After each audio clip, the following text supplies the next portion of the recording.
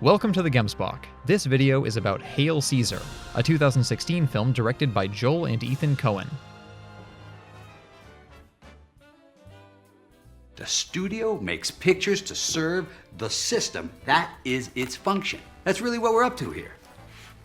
Is it? Yeah, it's just confirming what they call the status quo. There is perhaps no other team in Hollywood so frequently criticized in reviews for misconceptions about their films resulting from their own trailers and other advertisements as are Ethan and Joel Coen. It happened with Burn After Reading, it happened with The Big Lebowski, and it happened with the topic of this video, Hail Caesar, as well. For the most part, the error is clear. The Coens' nuanced, dark comedies and comedic dramas are frequently marketed as flat, uncontroversial, plain old comedies. Are you employed, Mr. Lebowski? Employed? But time has healed many such wounds. Critics and audiences alike have re-evaluated a number of Coen projects over the years, belatedly granting deserved acclaim to initially underrated films like The Big Lebowski and Burn After Reading and even Raising Arizona. Such has not been the fate of Hail Caesar, though. Most critics seem to like it well enough, but audiences remain split. Even now, when I see the film come up in discussion forums, folks continue to talk about it as though it's either an offbeat, darkly comedic crime film like Fargo or Lebowski or The Man Who Wasn't There, or else a somewhat ironic love letter to old Hollywood. In either category, crime drama or nostalgic tribute, they deem the film a failure. I'd agree that it fails at being either of those things. But since it was never either of those things in the first place, I don't consider that a particular problem for the picture. As it stands, Hail Caesar is roughly tied with Intolerable Cruelty and The Ladykillers for the lowest IMDb score in the brothers' filmography. I think that score is too low. I think it's a better film than the relatively lackluster Intolerable Cruelty, and I think it's a far better film than the Coens' version of The Ladykillers, which I would not hesitate to agree is their worst work. Hell, I even think it's better than a couple of their higher-rated films, including The Hudsucker Proxy and Blood Simple. And by first establishing what Hail Caesar isn't, then what Hail Caesar is, I'll now offer justification for this stance.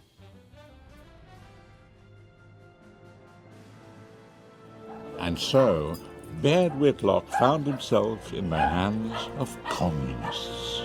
Meanwhile, far from the crashing surf of Malibu, Eddie Mannix, torn from his lunch with a Lockheed man, hurries back to the vastness of Capitol Pictures.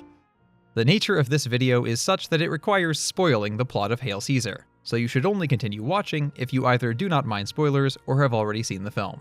The trailers for Hail Caesar outlined a very specific plot: a silly crime caper starring George Clooney. The apparent premise was the kidnapping of a famous movie star, which endangers a studio and hijinks ensue. The expectation, as I said a moment ago, was something along the lines of Fargo, a crime movie with an emotional core. Maybe with a dash of Oh Brother Where Art Thou for historical mythical flavor. But here's the reality. The kidnapping of George Clooney sequence is not the main plot. It's a subplot that ends in a pair of anticlimaxes. The main plot of the film is about following mid-20th century movie executive Eddie Mannix, played by Josh Brolin, through a day in the life during a stressful period when he has to make a tough life decision. And while a few hijinks do in fact ensue, they're surprisingly rare and slow in delivery. Specifically, Mannix has to decide whether to take a stable, well-compensated, seemingly lower-stress position in the defense industry, leaving his chaotic and demanding job in entertainment behind. He's a man in conflict on many levels, attempting unevenly to quit smoking, trying to balance the desires of actors, directors, journalists, and executives, sinning by day, and confessing to a priest by night. How long since your last confession, my son? Oh, it's been, 27 hours. It's really too often. Clooney's character, Baird Whitlock, is just one of several actors whose predicaments are piled onto Mannix's plate. Similar subplots given nearly as much weight involve Western film star Hobie Doyle being forced into a subtle dramatic role. Well, then it were so simple. Musical theater star Bert Gurney being complicit in the kidnapping plot, and performer Deanna Moran being, scandalously, at the time, pregnant and unwed. So if it's not just a weird comedy or a throwback, what is it? Well, it is, in part, a satire of old Hollywood, and, in part, a fairly sincere drama about the worth of entertainment and faith in modern society.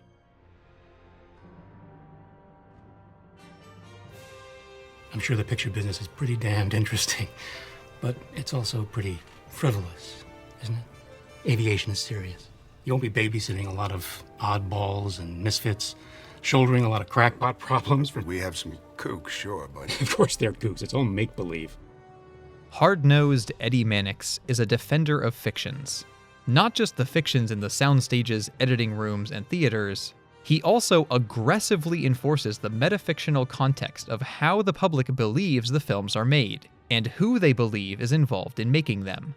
And he doesn't just reactively or passively defend such PR fictions, he also invents them himself, sometimes in a pedestrian and automatic fashion. You're going home now. Your name's Mary Jo Shinebrod. And sometimes with considerable creativity. I'm just spitballing here. Any way she could adopt her own child. He is, in this respect, no less a creator of fantasies than the creative staff he oversees. He is arguably more successful at weaving his fantasies than the designated creatives are at weaving theirs. The projects the studio is producing are, in many respects, artistic failures.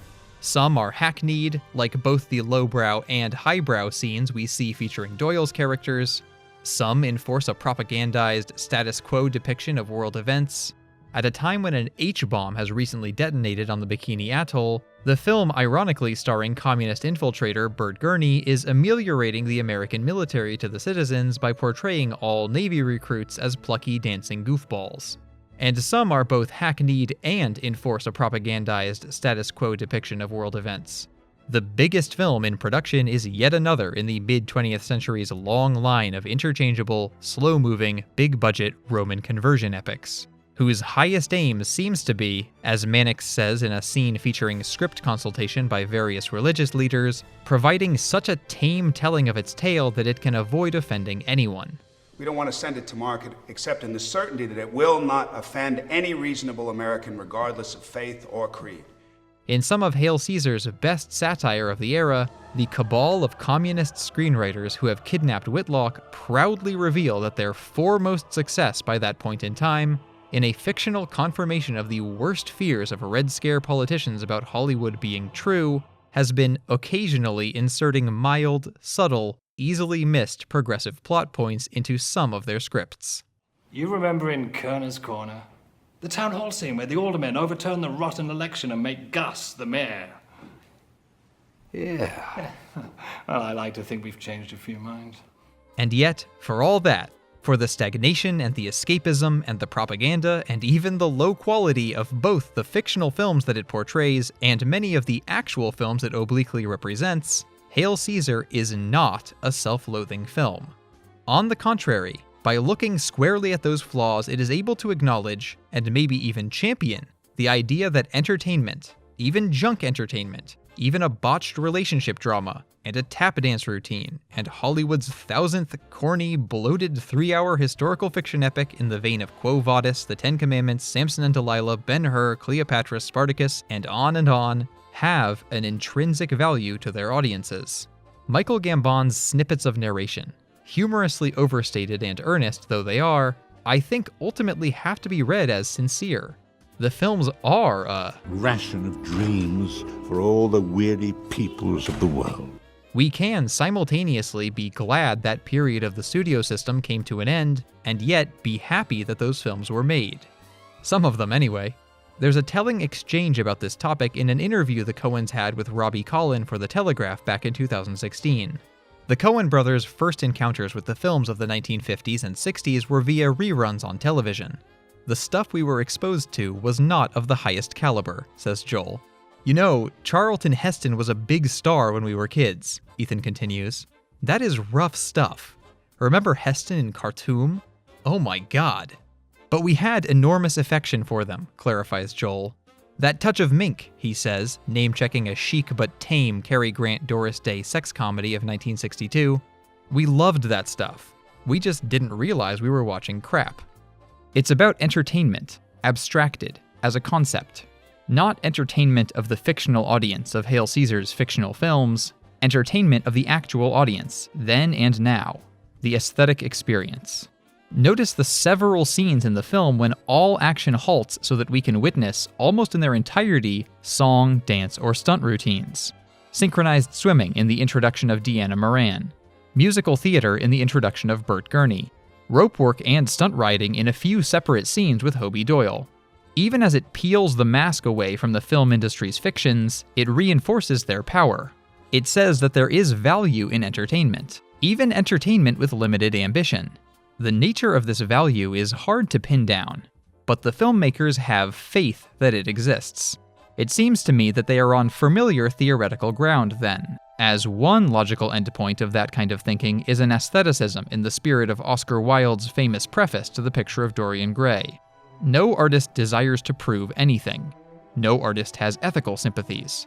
All art is at once surface and symbol. Those who go beneath the surface do so at their peril. The only excuse for making a useless thing is that one admires it intensely. Wilde is, clever as ever, providing a defense against displeasure among contemporary moralists regarding the hedonistic and sexually liberated characters of his novel. And to the degree that it warded off any such whiners, it was a praiseworthy move. Still, I don't endorse the position that beauty is always the primary or even sole purpose of art. Nor, as a 20th century movie executive version of Wilde may have argued, that the sole aim of art is a mild interaction with beauty termed entertainment. And it is deeply unclear what Wilde means by distinguishing between beautiful and ugly works, between well-written and badly written books, if any given standard by which that determination would be made would be derided as illegitimate. Nevertheless, I do think he's quite right when he says the highest as the lowest form of criticism is a mode of autobiography, and am sympathetic to the suggestion that making apparently useless things in order to admire them is worthwhile, particularly in the moderated form of such thoughts implied by Hail Caesar. After all, I have seen quite a lot of the actual films to which Hail Caesar is gesturing, and do believe I've derived value from some of those experiences. Yet besides the vague term entertainment, I too am unclear on the exact nature of that value. There is a moment in the trailer that I discussed in the previous section when Baird Whitlock is trying to deliver the titular movie within a movie's climactic speech and forgets the word faith. If we had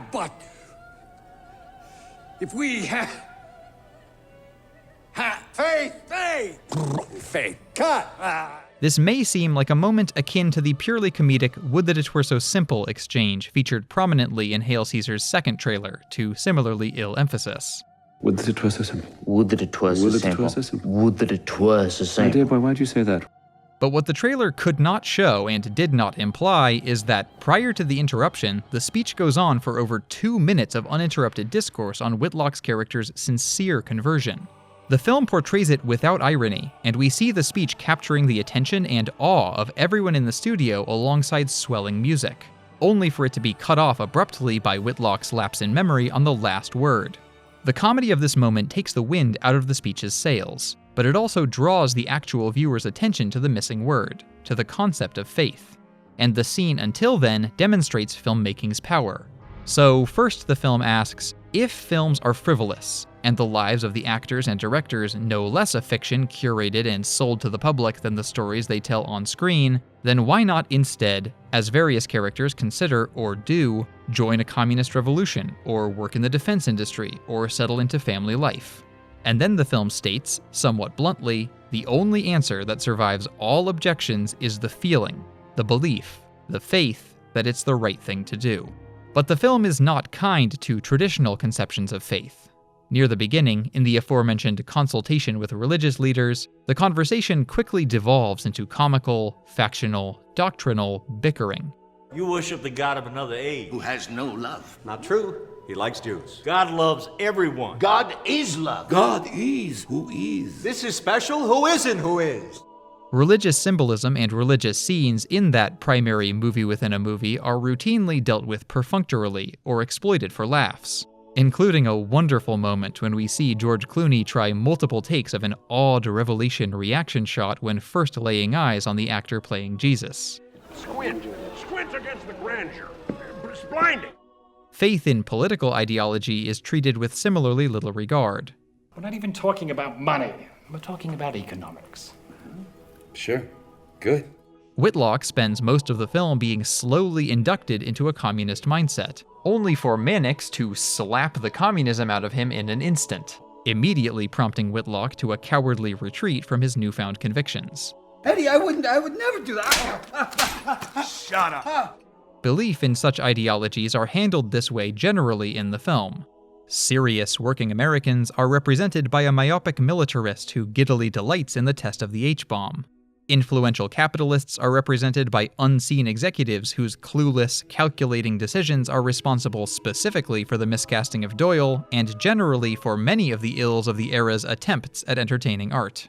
Soviet-sympathizing intellectuals are represented by a group of ineffectual academics and screenwriters who clumsily destroy what little resources they manage to extract from the capitalists, while one of their most powerful allies disappears in a submarine, literally leaving them adrift.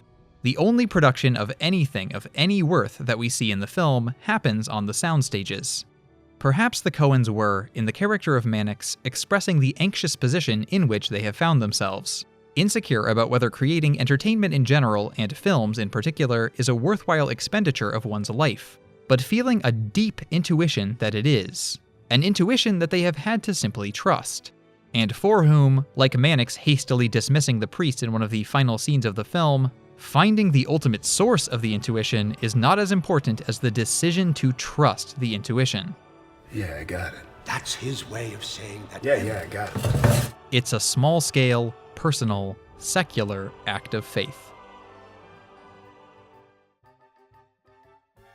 The Bible, of course, is terrific, but for millions of people, pictures will be their reference point for the story. The story's embodiment. The story's, Realization. realization.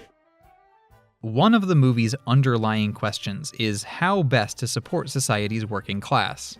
And that undercurrent seemingly concludes on this note, that one of the most immediate forms of support folks can receive is a lightening of their burden through art. Another portion of balm for the ache of a toiling mankind. It's not necessarily a form of support that is long-lasting or durable or fundamental to their health and well-being, but it is a form of support that is immediate, that is felt at every moment it is given. Hail Caesar alleges that even if the mechanism of that support is sometimes unclear, fidelity to the production of enjoyable art is a worthwhile application of faith, and investment of time and energy and capital into the production of enjoyable art is a worthwhile economic doctrine. So yes, it is comedic, and yes, it contains many morally gray characters. But to go in expecting a riotous string of jokes about old Hollywood, or an unconventional crime drama that dwells in moral ambiguity, is to set yourself up for disappointment. What Hail Caesar offers is at once less and more than that. It's just a drama, with a smattering of satire interspersed. Hail Caesar is not a legendary film on the level of No Country for Old Men, or Fargo, or Miller's Crossing. And it does have a couple small misfires here and there, like the underwhelming pair of characters played by Tilda Swinton. But it's a movie that deserves more than it gets. It's better than its reputation. Weirder, slower, more complex, and more interesting than folks have given it credit for. It is underrated and underdiscussed. It's not the only Coen Brothers movie that I think is underrated and underdiscussed, but the other movies I feel that way about, namely Miller's Crossing and Raising Arizona, were released early in their career and have at least enjoyed a shrinking gap between their critical assessments and their quality in the intervening years. Maybe this video can help to shrink that gap for some audience members on this one by a bit. Maybe. Would that it were so straightforward.